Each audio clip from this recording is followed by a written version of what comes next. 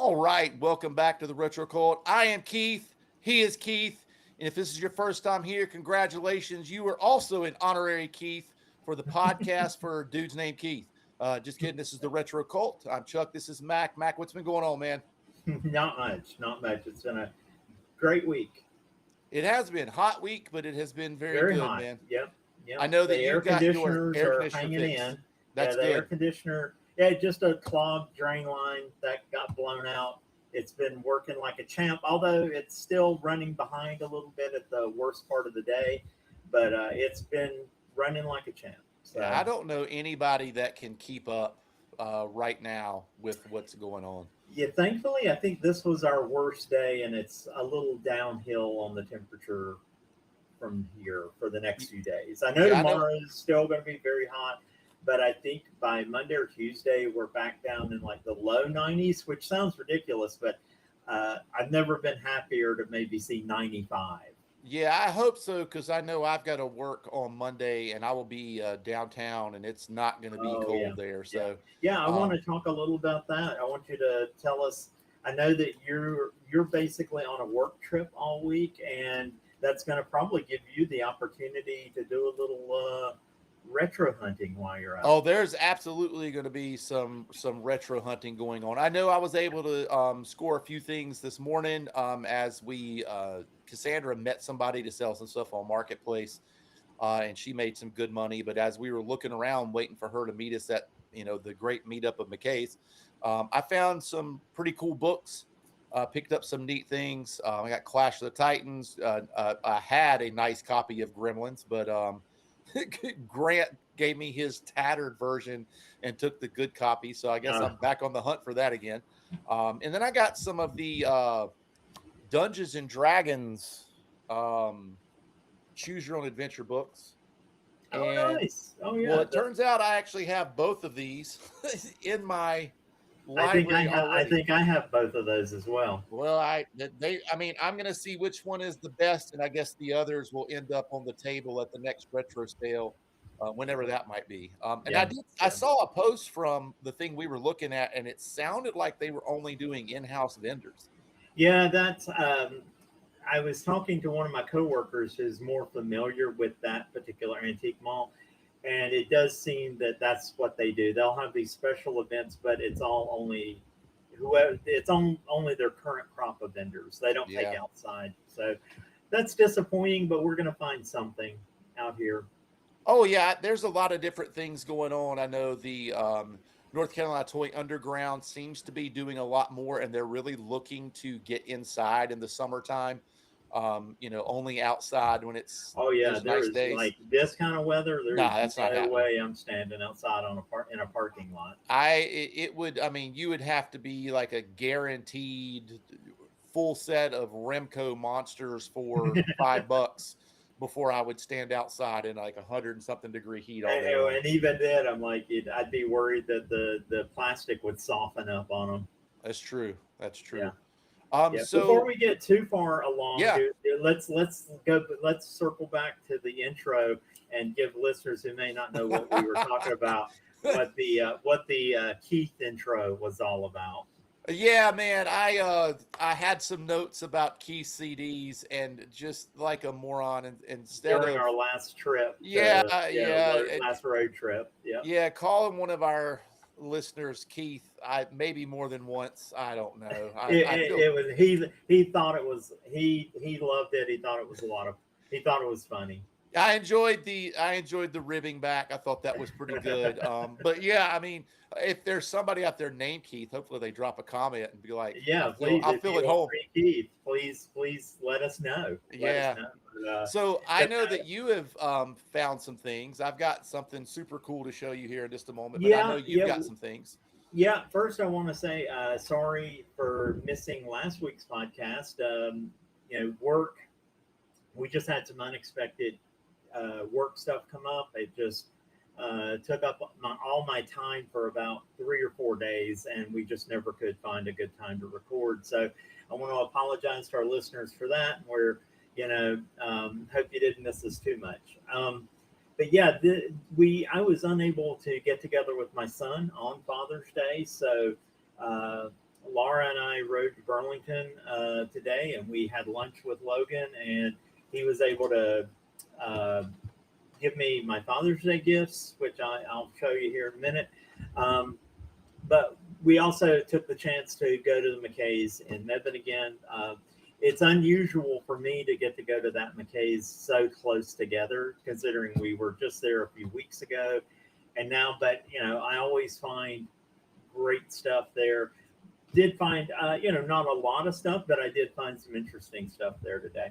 But actually, Logan, for my Father's Day gift, he gave me a copy of the latest edition of Shadowrun, the role-playing game. I used to play this back in the 90s when it was a FASA property. One interesting thing I wasn't aware of, I mentioned to you that this is actually a property of Topps now, the trading card company. I did not know that.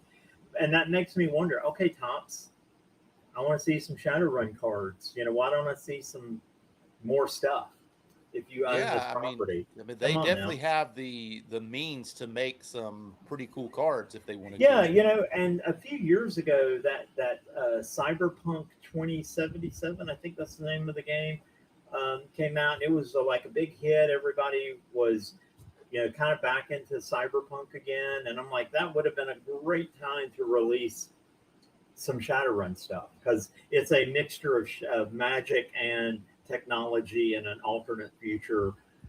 Very cool, very cool. So I was very pleased by that. Even if I never play the game, I love reading through old role-playing source books and stuff. Then the other one, he gave me a copy of the D&D starter set. This is one I've been looking at. This, I see this every time I go to Target or whatever, and have thought about more than once buying one. I don't really play Dungeons and Dragons anymore. I have some good friends of mine, Trip York, who was part of our role-playing crew. He worked with me at Rocket Comics.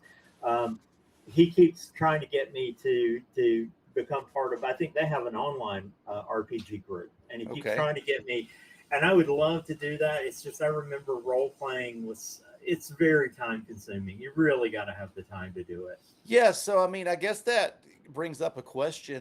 What happens on a week where the servers at work go down?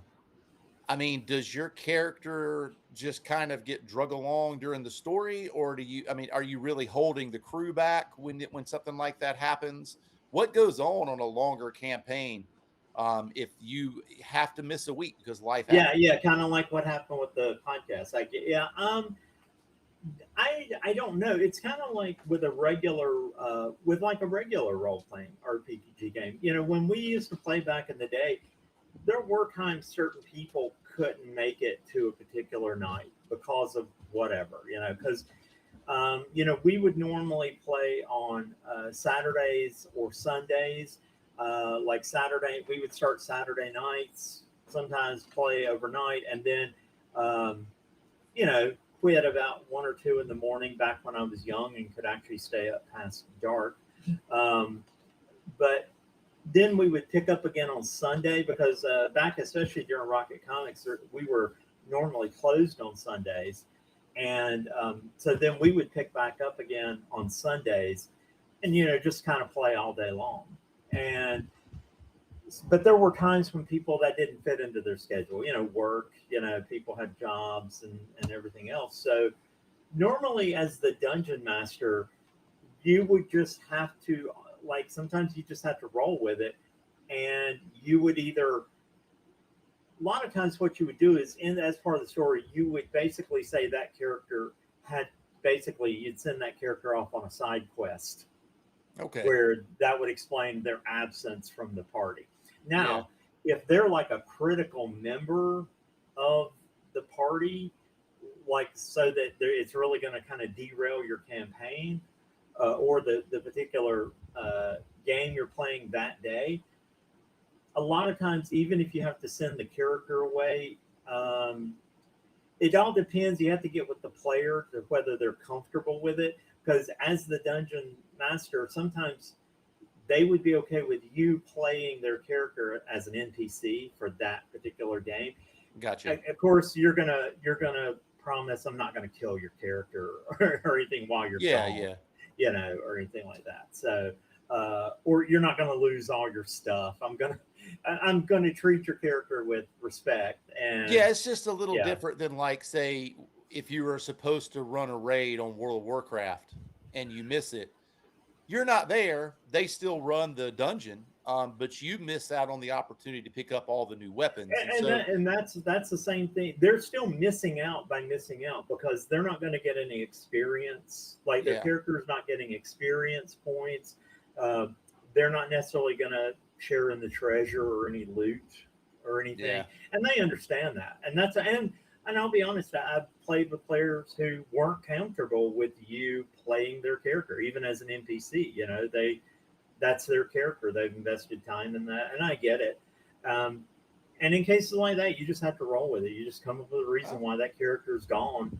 Um, you know, and the characters you either introduce an NPC that can join the party temporarily, um, with a similar, say, experience level, power level, that kind of yeah. thing, just so that it doesn't completely derail what you had planned for the game. Yeah, it's a lot of thinking on your feet there at the beginning of something, but I'm sure if you've had just a little bit of time and a little bit getting into Dungeon this stuff. masters, they have to game master. I should say game master because not everything's Dungeons and Dragons, but yeah, you got to be able to roll with the punches because things Yeah, can like even just during playing. And I highly recommend anybody out there interested in role playing go check out Seth Skorkowski's channel. He's a long time player, mostly a GM DM, and he has he reviews like every role playing game out there. He explains the mechanics of running a good game, but he also has a lot of war stories of things that happen, and I love listening to those because I've been in situations as a player and a DM where that stuff has happened, and you just didn't see it coming. Um, like I'll give you one example from one of ours. We actually were playing this campaign, and we had been playing this a long time. This was one I played with my friend Trip. I had some, our regular group back at that time, and my good friend Mike Brown was running the campaign. He and I usually rotated between being a dungeon master, so that neither one of us always got stuck being the DM because we like to play too. oh And yeah, so, but he had been working on this massive campaign, and it was going to end with like this massive battle because we were all pretty high level characters at that point. I was playing a paladin. Trip, I believe, was a ranger. I know we had a fairly high level wizard, maybe two. Anyway, we were a pretty powerful group, and that was necessary for this campaign he had built for us. And we'd been playing this for probably a few months at the time, and we were finally at the epic conclusion, and this was going to be one of those battles where some of our characters could die. Like even though we were high level, pretty powerful, like this was playing like there were probably going to be some deaths here. And so the initial surprise of this blue dragon, which blue dragons don't spit fire, they live in water usually, they live around water, and they shoot electricity, and they're very, very powerful dragons. But there was like this deep huge well in this cavernous dungeon, and my character, the paladin, I'm always trying to rush to the front. It's amazing that my character survived. But anyway, I went over and I just peeked over the side of this huge well, and this huge blue dragon, just exploded up out of the water.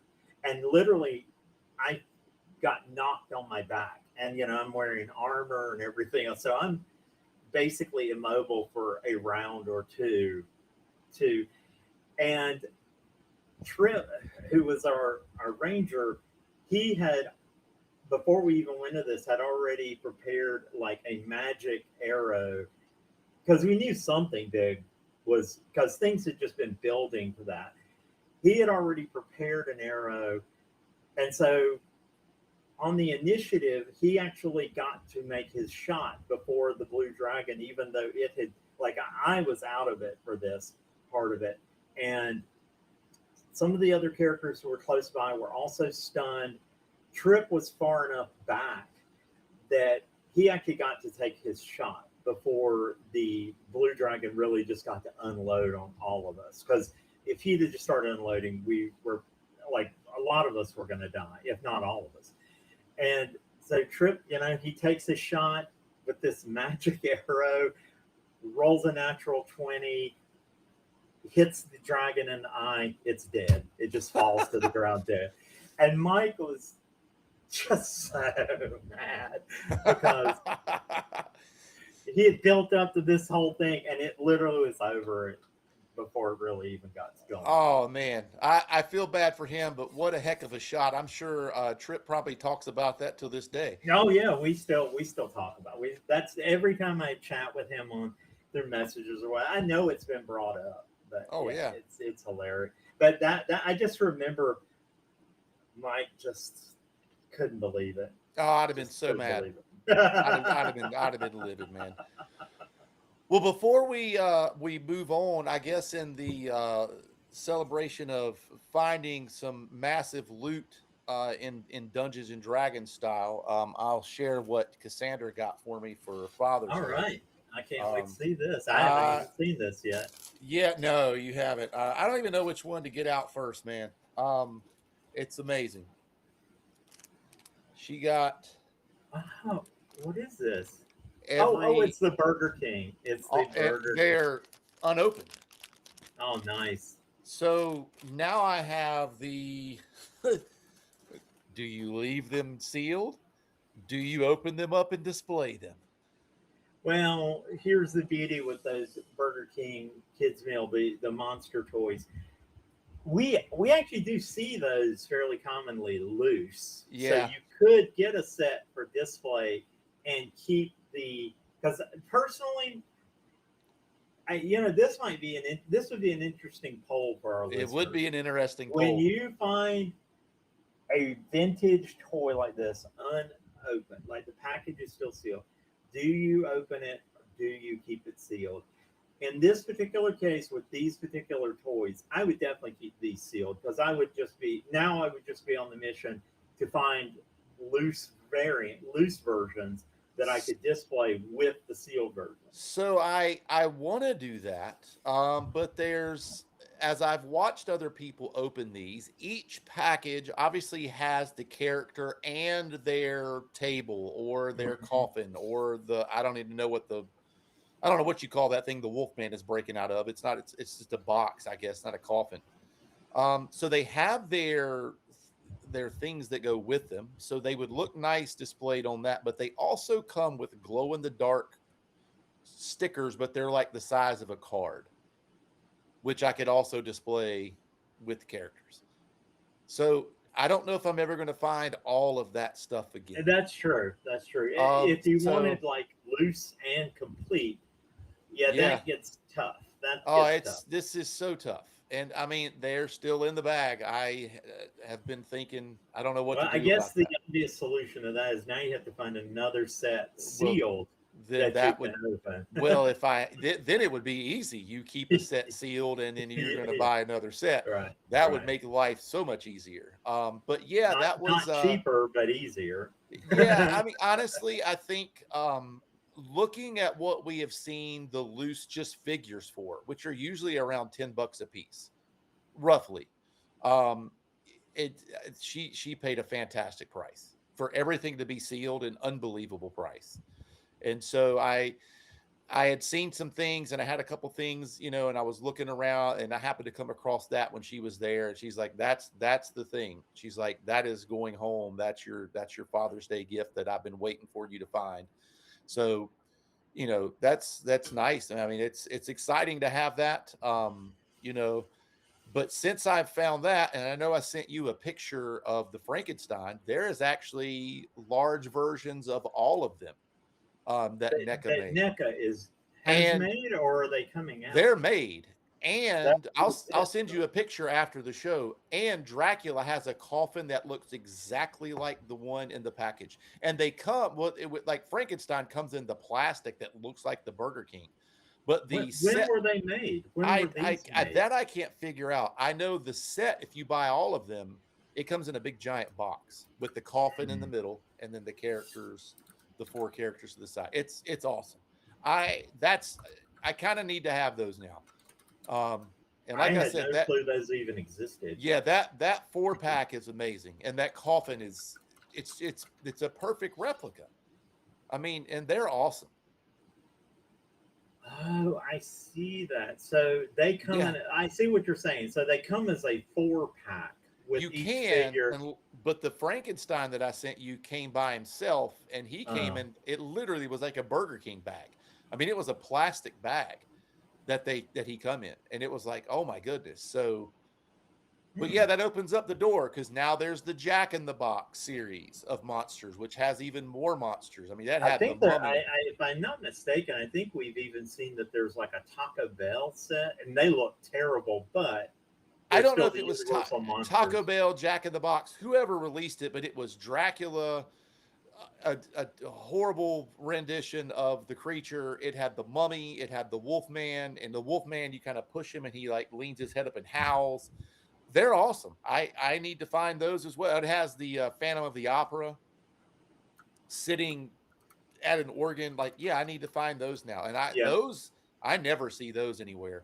To find a complete set of those is going to be really hard, because I don't think that they sold a lot of those. Yeah, I still don't know when these were made, but I do see them where they are on the NECA website. I haven't found them on the NECA website, so I may have to try. I just sent you a link. Sent you a link to. Now they're sold out. They're sold out, and I don't know. I don't really know when this would have been posted. Yeah, it's called the Crypt Club. Man, I don't know how I missed those. I don't either. I feel like they have to have come out a while ago, and I wasn't as into NECA stuff. I'm not really into NECA stuff, but if you're going I'm not either, but I always look at it. Like when we go to the collector spot at Target or whatever, sometimes I check it out. It always surprises me what NECA is doing. It seems to be interesting. I know a lot of people kind of dog on NECA because I guess the plastic they use can go brittle fairly quickly on some of these, but I have quite a few of the NECA monster figures they've done, like from the movies, the old Universal movies. And they look beautiful. They look great. Now, I haven't taken any out of the package, so I couldn't tell you how sturdy they are.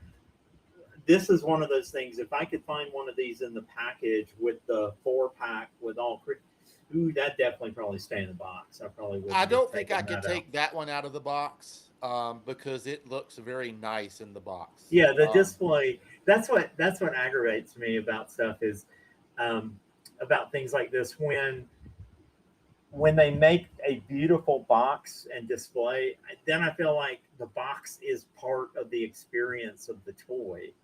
So, and I know that shouldn't be my attitude. I know a lot of toy collectors and stuff are like, they're saying, I don't collect cardboard. Well, that's not true. I do collect cardboard. Well, yeah, I can appreciate a well-designed package. I think that's true, but like I said, I mean, I love my loose Fisher Price Adventure people, but when I sent you the picture of those X-ray people, you don't even collect them. You're like, no, I need to have that. That's awesome. Yeah, the cards are beautiful. Yeah. Oh my gosh. Yeah, I mean, that's the thing. Maybe it's because I have been an amateur graphic designer for so long. I've never been officially a graphic designer, but in multiple jobs I've had over the years as a web designer, I've been pressed into service as a graphic designer. And so I have a deep appreciation for a well-designed package. And so I sometimes feel like, if a graphic designer actually put a lot of effort and time into this, I don't want to just destroy it and throw it in the trash. Especially now, because what I'm afraid of is the graphic uh, artists are going to slowly be replaced, and we're going to get by these AI. Yeah. terrible. And I again, is there some nice AI art out there? There absolutely is, but you Yeah, can't tell me that it'll ever replace that black and white Remco monsters look, or the Fisher Price Adventure People look, or the Star Wars cards. It's not going to replace those because yeah, that stuff's AI. awesome. I think AI has its place. Like, I recently caught flack on one of our latest videos where I was reviewing one of the Mattel uh, DC figures, and I used AI to help me create a thumbnail for the video.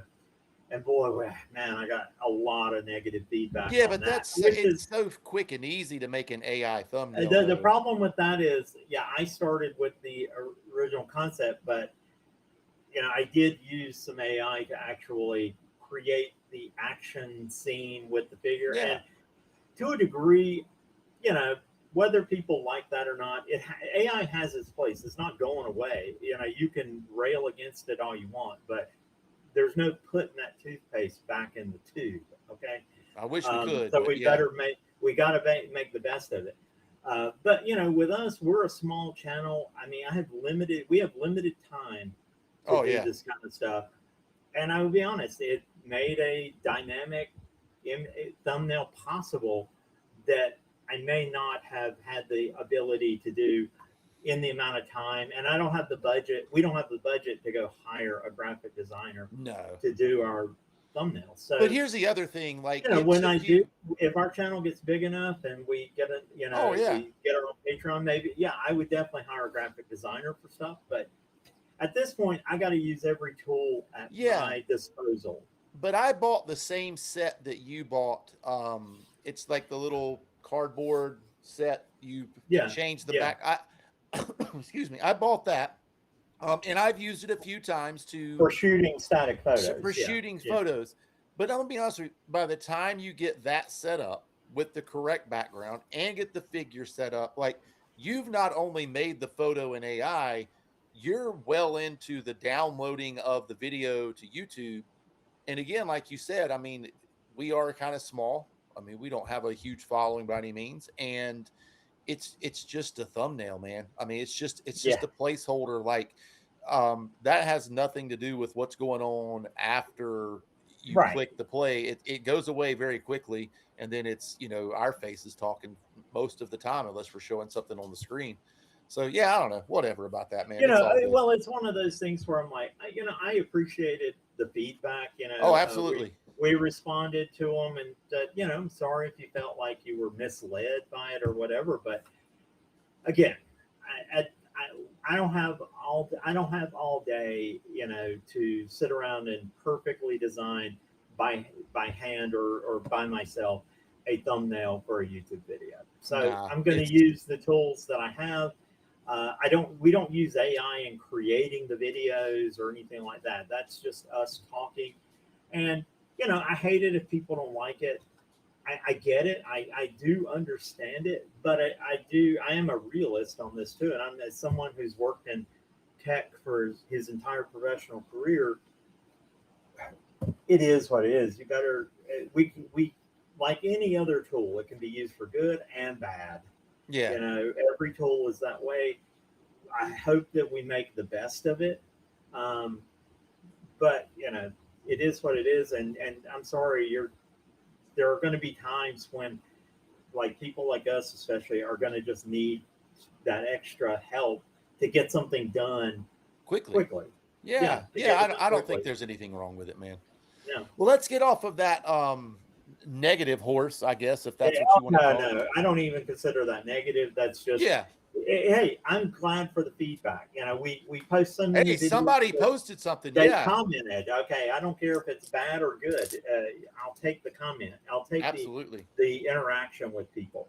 But yeah, I did mention. I don't know if you want to kind of go over. I did want to have a few things I wanted to show here. Yeah, I want to see those. Show and tell. I showed you this. You've seen this, but I did get a Oh copy. man, I mentioned so a few cool. weeks ago that thanks to you, you had turned me on to this copy of the Fisher Price Lunar Invaders Justice League cassette Yep. tape, and I was able to get a copy of the book because with it really neat. This is where the cassette would have gone when it was packaged. So I'm going to try to, I'm probably just going to use a comic book bag and board and put these together. Just I tried to figure out a way to display it. I don't know if there's a really good way. So, That's a tough but anyway, one, those were cool. That's super cool. Yeah, the art inside, just love that. Who's the artist? Like, that's the thing. It reminds me a lot of her, Jose Garcia Lopez. Okay. But I'm not sure. It really doesn't. Oh, it's illustrations by Ross Andrew, Rich Buckler, Bob Smith, and Bob LaRose. So it doesn't really say who did which art. Okay. So I have a feeling they collected these images from either. Some of it might have been done for this. Some of it may have been taken. Oh, look, I love Batman's Space 1999 spacesuit here with the Dude, orange. that would be a cool action figure. Yeah, yeah. But anyway, so it's got a great art. Oh, interesting thing too, it has the cast for the audio production. Ooh, boy. In the back. Any famous names in there that you recognize off the top of your head? No, unfortunately. Nobody I recognize. No Welkers or anything like that. I mean, Andrew Helfer sounds like a name that sounds familiar, but okay. I have no clue. I do love that the contributing composers, if anybody's seeing this on YouTube, hopefully you get a good see. Contributing composers, Richard Wagner, Richard and Johann Strauss, and Ludwig van Beethoven. Wow, those dudes. Yeah. I'm sure that that's probably their proudest work is working on Justice League, the Lunar Invaders. No doubt. I need to find that on YouTube tonight and try to listen to that just to see what it sounds like. Then these you actually found these for me, but I wanted to share because this is a copy of Micro Adventures #7. You know, a few months ago we did a whole episode talking about choose your own adventure books. This is a kind of a takeoff on the choose your own adventure. It's not choose your own adventure. Every one of these novels came with a basic program that you were meant to type into your Commodore 64, your ZX Spectrum, whatever computer you had at the time, and run a program. And that program would then push the story forward. And so that, as a computer programmer, I love this. I had no clue these books existed. That sounds like an amazing series on YouTube, though. No, if you could get that up and get it running. Well, I have my C64, and that's what I may do is take one of the take this one. Because the programs are pretty short. I mean, they're only maybe, like, it's not multi-pages after page after page. Yeah. The ones I looked at, they're mostly maybe 20 lines long, so they're not major programs. I'd love to see what the program does, like what it's doing. So could you run it through Claude? Yeah. You probably could run it through Claude and have it push, give it the program and then tell it to give you the output. It'll be more fun though to actually type it into a C64 in BASIC. And I think that's going to be an amazing series. Yeah, we have to get all those now. Well, I'm looking. I did do some research on them. There are 10 out of this series called Micro Adventures. Okay. And they ran from 84 to 85. So 10. That's not a insurmountable number of books to find, but there are 4 additional books. They apparently changed from, let me see, I have this written down here. They were originally published, no, they were all published by Scholastic. That's right. Even though this has a different company name. Okay. Oh, I just noticed this. I did not read the back of this book until right now. It actually lists the computers that you can run this on: IBM PC, PC Junior, Apple II Plus, a 2E or a 2C, Commodore 64, VIC 20, Atari 400 or 800, or Radio Shack TRS 80. Radio Shack. So that's amazing. But yeah, these were apparently published by Scholastic, and then I guess they changed the brand after issue 10. They restarted the numbering and changed the name from Micro Adventures to Magic Micro, but there are only 4 of those books, and those only ran for 1 year, 1985. Okay. So these are definitely going on my must-have. As soon as I saw that I'll book on the shelf, and oddly enough, that is the very first book. Like when the bookstore. When I walked in, I cut to the left, went to the sci-fi, started on the front side, very first book. I picked it up. I'm like, well, that's a must-have. And I was just like, can I just go ahead and start a stack? I was like, the very first book, I'm going to be in here for a while. And so I just started a stack and went through, and then, I found some other things. I've never seen those mini comics that I bought for Cassandra, the mini G.I. Joe magazine. Like, they're tiny, man. They're like, but they've got like 3 or 4 episodes in them, which is kind of cool because just heard yesterday that Danny McBride is taking the G.I. Joe comic book series, a very specific story in that, and he's making a movie. Really? In the new comic book series? No, in the old comic book series where everyone in the town is secretly Cobra. Oh. Danny McBride, the comedian. Yeah, he grew up a huge G.I. Joe fan. He still has all his toys. It's not going to be a comedy, which is weird for him, I guess. No, I actually think that's great, because look at how well people associated with comedy have been doing with horror movies. Maybe someone with comedy chops will come in and do like a fun. I still want it to be fun, but a fun, but not comedic, self-aware G.I. Joe movie would be amazing. They turned his first idea down. He wanted to do a Dreadnoughts movie, and they were like, whoa, like, we can't just throw these characters out there without setting the base for everybody. They're like, do you have a G.I. Joe idea? He's like, well, I can get you one. And so I mean, for me, selfishly, I really hope it's successful, because I want to see what he really wanted to do. Because if it's based around Zartan and all of that crew, sign me up, man. I hope I of course hope it's successful. In this day, I feel like I'm starved for people to actually do things that I really want to see. Yeah. And because that seems difficult to find these days. And the G.I. Joe Turtles just came out. Apparently they're starting to show up at Target, so I've got something to go look for now. If you keep me posted on that, because I will keep an eye out, because I know Laura wants the Shipwreck. That might be the only one we get, but is there one that they do? You know how they have the robot turtle? I forget his name. There's a robot version of a turtle. Like, I want them to make a bat with that. Ooh, that might be second wave, if they even get I would love to see if they do a bat. I gotta have it. If I saw a bat, I probably wouldn't even text you unless I knew you already had it. Just go ahead and grab it. I'm always pulling for the good guys, but I gotta say, as in so many things, Star Wars,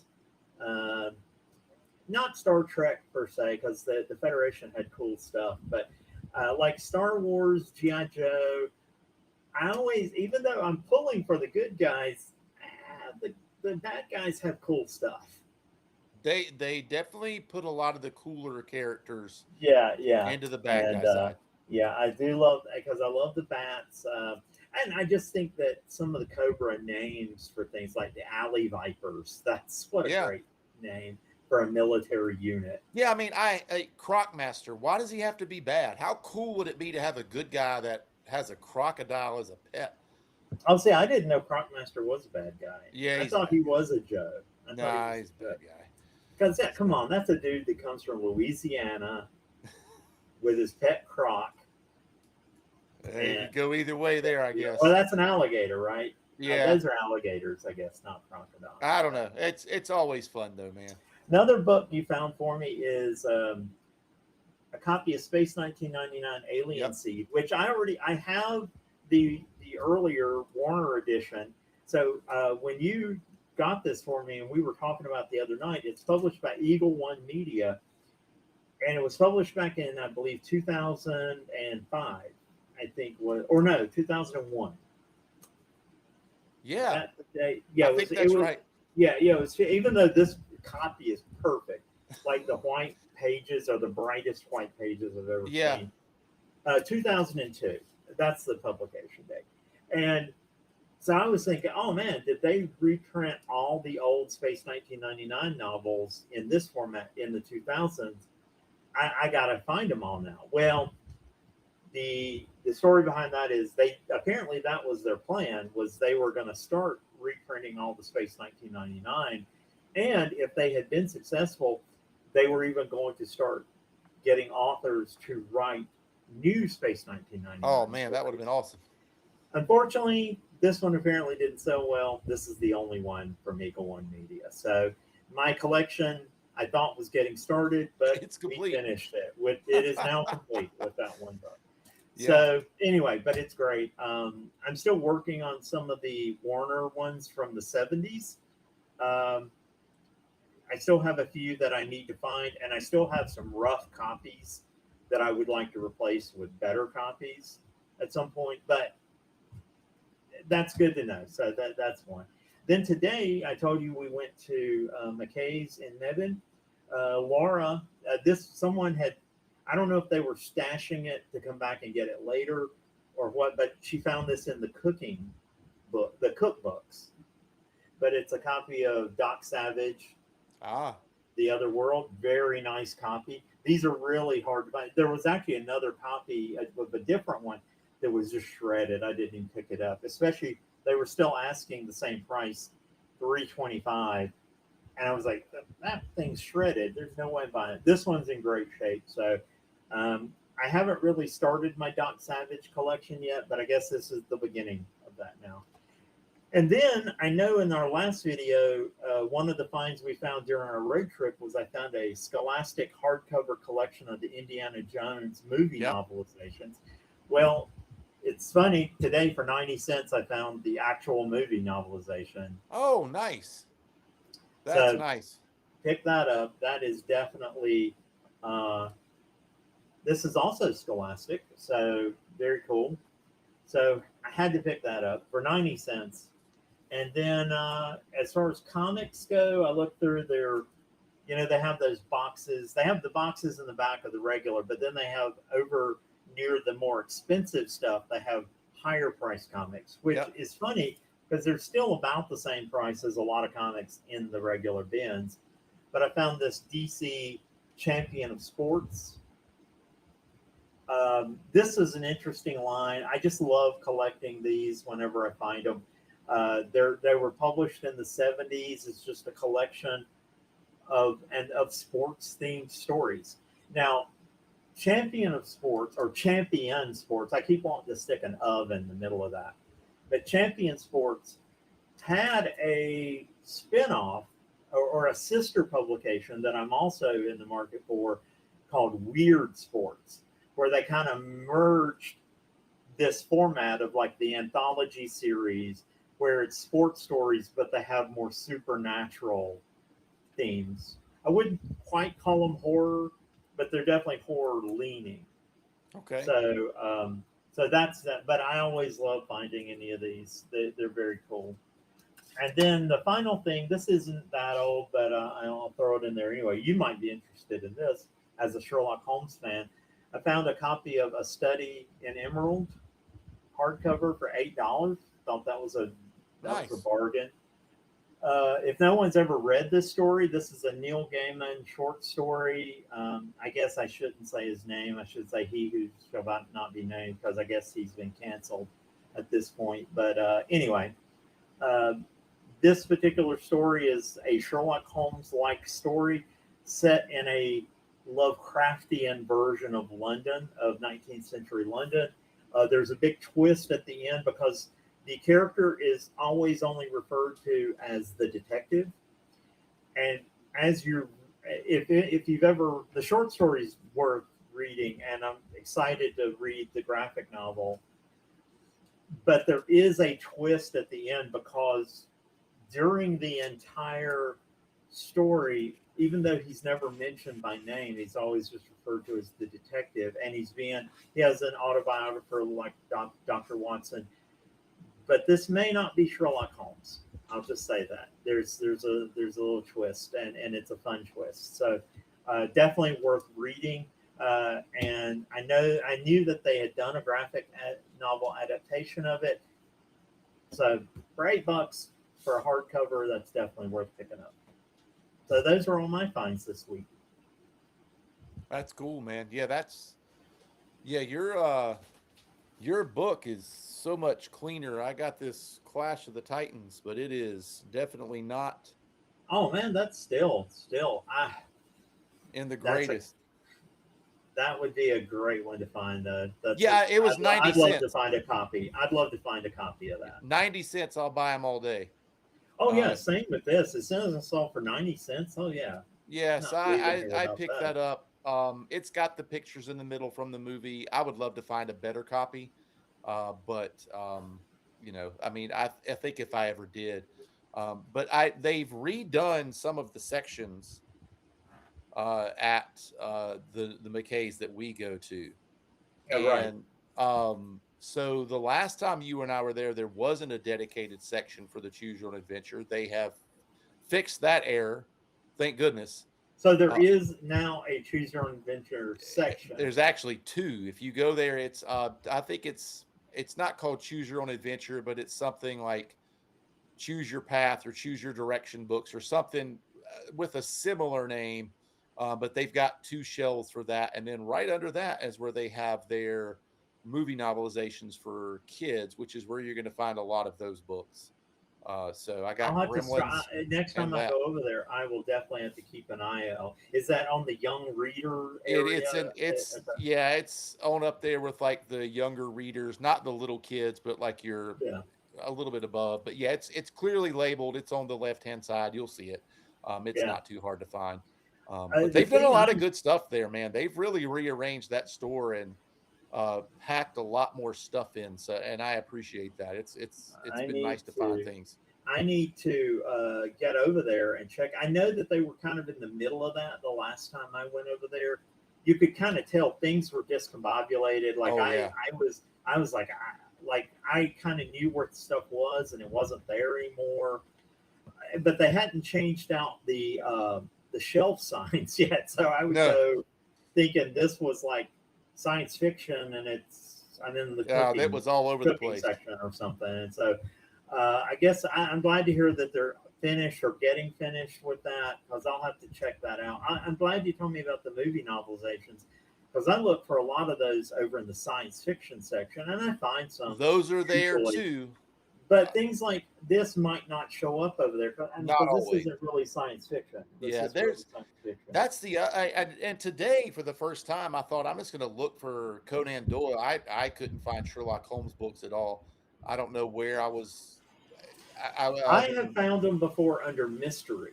That's where I was, but I just didn't see a specific shelf, and I looked obviously in the correct places alphabetically. And I know in Mebane they have a pretty large selection of Conan Doyle. I found a few interesting versions. I mean, I think both of us probably have every actual Conan Doyle Sherlock Holmes story, but I like to find different editions that I do too. Especially if I find the small mass market paperbacks. Oh, those are my favorite. Those are the ones I love to collect. Yeah. And I still don't, even at McKay's, I don't find those a lot. A lot of the times the ones you find are like the bigger trade paperbacks or just big hardcovers. And I'm like, I have one big leather bound edition of the complete works or the complete Sherlock Holmes. Yeah. And like that's great to have, but I want the little mass market paperbacks. But I the was comics gonna, are my favorite, man. That comic yeah, that you bought me is, I mean, those I think are the most fun to read. Um, yeah, but yeah, I love all of the properties of Sherlock Holmes. So yeah. I was going to mention one other thing about the Space 1999 novel that was yeah, neat about this edition. I noticed it after you guys had left the other night. After you get past the copyright page and the title page, it actually it contains 2 pages. One is a small map of Moonbase Alpha with a key showing you what each section ooh, is, wow. and then the flip side page is a schematic of the Eagle transporter with its specifications. Well, my So I'm gosh, like, they kind of knocked that it out of the park with that. they did. I'm like, how did that? I mean, I missed it, so I guess I wasn't there to buy every copy, so that's why they didn't do anymore. Because Yeah, that would have been. Because I'm like, I hate that that was not successful, and I do hope that now that Jerry Anderson's son yeah. kind of has his website really rolling, they are turning out some amazing stuff. I would love for them to like reprint all those old Space 1999 novels in, but I would want them to keep. See, I'm afraid they would do it in like a collected hardcover, which is nice. Again, I'm not saying that, but I would love for them just to reprint them kind of in the original format that they were printed in. Yeah, it would be nice. Yeah. It would be nice to get them like that. I like the book series where when you put all of the books in line, it creates some sort of a picture. Image. Yeah. Yeah. I, Like the I spines make yeah, I it. like when they put something on the spines and all of the books in the collection. I know there's a few Harry Potters that do that that look very You know, nice. it's funny you mention that because Logan and I had that exact discussion today when we were at McKay's because he's really into manga. Okay. And one thing I will say about manga that I have said the comic book industry needs to learn this lesson is that manga, if you go look at them for the most part, they're all the same size. Uh, the cover, the spines, they don't always make a single image, but they all look beautiful just in line. They're all perfectly the same size. You've got volume 1, 2, 3. I'm hoping the comics industry has learned that lesson a little bit because they are starting to do these compact comics, which it's a collection of stories for $9.99. They're all the same size. They have a nice looking spine. Still not exactly there. Like what I would love for Marvel and DC to do, especially, is for an old geezer like me. I'm like, literally start reprinting. Even if you don't want to go back to Action Comics #1 or Detective Comics 27, like pick a starting point of like the Bronze Age of Superman, and just start reprinting those books in a small, affordable paperback edition and just keep going so that I could build an entire library or better yet, start with Man of Steel from 1986 by John Byrne or 86 or 87. Start with Man of Steel because that was John Byrne's reimagining of Superman. They modernized him. And then literally just print them in reading order because remember at the time there were 3 and then eventually 4 Superman books. So it was Superman, Action Comics, The Adventures of Superman, and eventually they added Superman, Man of Steel. And I don't know if you might not have been reading them back then, but back in the 90s, all the Superman books had a yellow triangle with a year and a number in it. And that told you what the reading order was because the stories actually overlap between all 3 or 4 comics. So that way you could look at those triangles and like instead of necessarily, you could put them in their normal alphabetical order by title, or you could literally put them in order by the yellow triangles and you would have them in the right reading order. That's pretty cool. And see, I would love for them to collect those Superman comics in the reading order, not the issue order, the reading order, so that I could just pick up a volume and start reading and the story just carries on. you could do the same thing for Batman, Wonder Woman. Just pick a time, a major event. You could start with Batman Year One, and then just start reprinting every Batman and Detective Comics, and then you could do a Legends of the Dark Knight, Batman, The Flash, all of that. And I think those would sell. I think I would certainly be in to buying them, especially if you kept the prices affordable, like a $10 to $15 should be the thing. So, but we were talking about that exact thing, that the mangas, they look beautiful on a shelf. They're designed to kind of all work together. And you go look at the graphic novel section, it's just anarchy, like different sizes, thicknesses, shapes, everything. It's just all over the place. Yeah. I know that on the way home the other night, when we had discussed that possibility of maybe trying to do that trip next year to Pulp Fest, Cassandra was saying, like, well, what if you could find your Crestwood books there? It's like they would be a fortune because they know what they have. You're dealing with book dealers. Yeah. So I mean, maybe you could get something nice, but I mean, I don't know if I'm ever going to get one of those, man. That's one of those things that I'm starting to lose a little bit of hope on, man. I don't. Yeah, man. You never know. No, yeah. I mean, but you could. I mean, you could walk across a yard sale and have a whole box of them, but it's just that's been a long. I mean, that might be the longest search now that I've done for something from my youth is the Crestwood series books. But I want us to definitely seriously think about that trip. But here's my thinking on that. Is part of my planning for that trip, because we would have over a year to plan, because the one for this year hasn't even happened yet. It happens at the end of July. My plan for that would be, I would want to set, I would definitely want to save up quite a nest egg to take to that, because yes, I'm going to find things there that I have not found anywhere else. Yeah. And yes, it's going to cost me, but I might still, it would be nice to be able to maybe come away with a grail that you're like, I've been wanting this for the longest time. And I'm not saying you're going to get your whole collection, but to find a copy, a Crestwood book. Oh, man. I mean, any of the monsters would just be. Yeah. I mean, any of them would be awesome. But if it was one of the ones that I remember checking out over and over and over, it would just be mind blowing, man.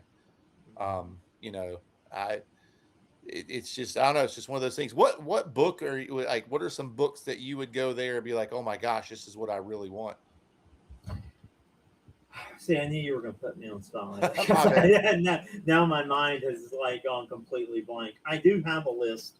Books that, I would have to check my Google sheet.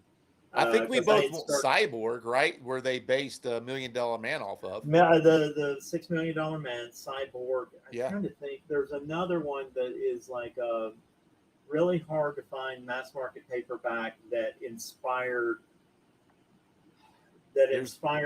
like a TV show that we grew up with. I mean, a couple of things I would probably come away with there is I would love to just fill out my V collection. Oh, and nice copies, yeah. And nice copies, yeah. I'd love to fill out the rest of my V collection. Like I said, this kind of starts my Doc Savage, because I remember always looking at these, and I never bought these as a kid, but you remember when Kmart used to have a book and magazine section? And they all back in the 70s, they had these all the time. And when my parents would go to Kmart shopping, I would go to the toys, see what was there, and then I'd always end up back at the magazines and the paperback books. And I always was interested in the Doc Savage stuff, but for whatever reason, I never really asked my parents for one or whatever. But I would sit there and read pages of them, waiting for them. And looking back, I'm like, Doc Savage is an interesting character. He's kind of the prototype Superman, from the pulp era. And so I'm like, those would be ones. And I will say, when I do generally find these, they're either trashed Oh, or yeah. they're really expensive. Yeah. So, that'd be kind of something. All right.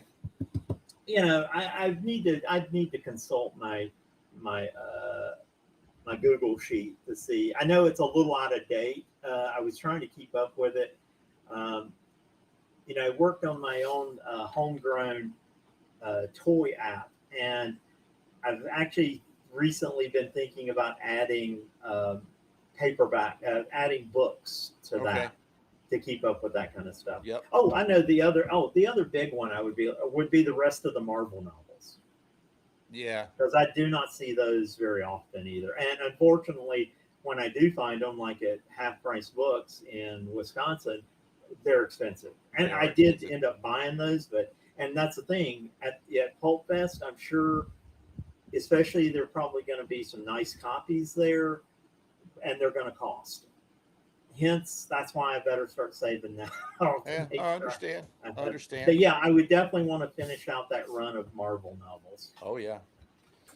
Well, man, I'm looking at the time. I mean, I know we had some other things we were going to talk about, but we'll just save that for the next pod. I guess, yeah, I know we had talked about I'm sorry, I feel like I've hogged all the mic time this time. I don't think so.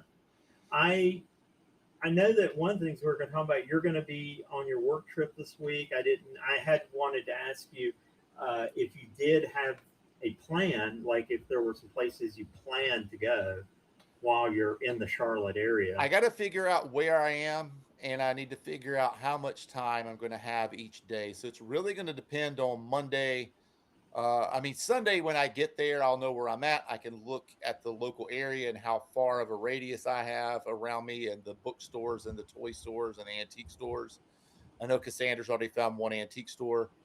Once I get there on Sunday and I figure that out, I will kind of start looking around. And then on Monday, when I figure out when my day ends and when I arrive back at the hotel, what can I get to before it closes down? I mean, because I am teaching, so we're going to get out later in the day. So I may not have as much time as I would like. I'm sure after I wrap things up on Thursday, I'll probably try to make that as quick of a day as possible as far as wrap up goes, and try to hit some things on the way home, and then head into the weekend and see what's next. Well, I look forward to that'll definitely be probably the focus of next week's episode. We'll be hearing about your retro hunting adventures while you're in Charlotte and seeing whatever you found. I'm hoping you find some cool stuff. Yeah, I hope so, man. And hopefully I mean, it's not going to be like that find, which we need to talk about next time, that I got when I was at NC State for you. But oh yeah, that's definitely going to be a show and tell. Maybe we'll do that next week too. That'll be good, man. I don't know, man. It'll be fun. So I hope you have an awesome week. I'm sure we'll keep in touch through the text. Seriously, if you're Keith, reach out to us because we want to talk to you. Hey, did you Keith? Yeah. Were you able to get that in the mail for him, or have you talked to him about it? No, not yet. I'm gonna. He already knows about it. I did let him know that you had gotten it for him. I'm gonna see. I don't know if I'll drop it in the mail or if I'm just gonna see if we can work out a way to meet up in maybe Greensboro or something in the next week or so. Yeah, I picked up some for myself too there. I always love hanging out with Mike, aka Keith. Yeah. And I always love hanging out with him, catching up, talking about old times. And so I'm sure he's going to be listening to this episode. So, Mike, I'll be reaching out to you and seeing when we can get together so I can. That'd be awesome. So I can transfer the goodie to you. Hopefully that makes it to a shelf somewhere. Oh, I'm sure. I mean, well, he's, as we discussed when we met up with him during our last road trip, he loves Ultraman. And so I think that's the big thing we're going to be working on over the next few weeks, is trying to put together, a list of discussion topics related to Ultraman and or Star Blazers. Maybe that will become 2 episodes. And I think Mike has expressed his willingness to come on the podcast and have a discussion with us about it. So we'll probably try to arrange that once you're back at home after your work trip, and All right. Maybe after once the summer heat has cooled down and everything, we'll work on getting an episode together. We also still need to reach out to Mikey at Totally Awesome Comics. Yep. And we got a lot to do. Yeah, we've got a lot of planning, a lot of work to do. All right, man. Well, Mac, have a great week, man. We'll see you later. Thank you guys for listening. Make sure to like and subscribe. It certainly does help the channel. Have a great one. Later. Bye.